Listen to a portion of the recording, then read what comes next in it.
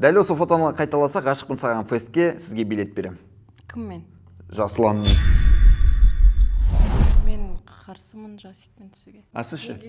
Не, түспей қойық лучше. Жоқ, мынау ұятты нәрсе емес қой, бір-біріңізге бас тақаймыз болды. Фестқа билет беретін болсаңдар түсейік.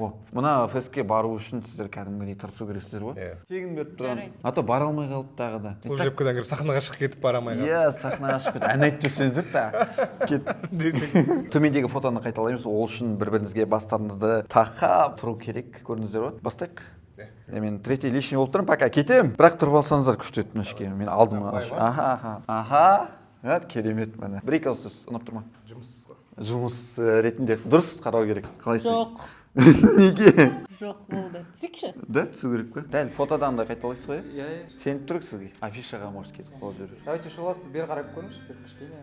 Не деген бұл бір-біріне сенімділік, бір-біріне деген басты тіреу. Сонымен Жасұлан және Шұғыла екеуі дәл осы фотоны қайталап берді. Енді видеоның соңына результатты көретін боласыздар. Сіздер енді құтты болсын, билет ұтып алдыңыздар. Концерттен қалмай келдіңіздер, иә?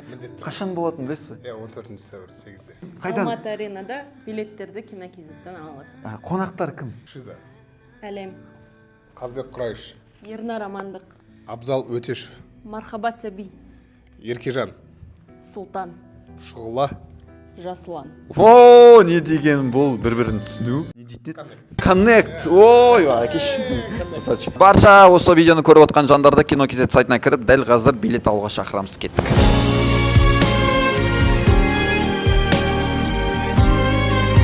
Фестке 4 күн қалды.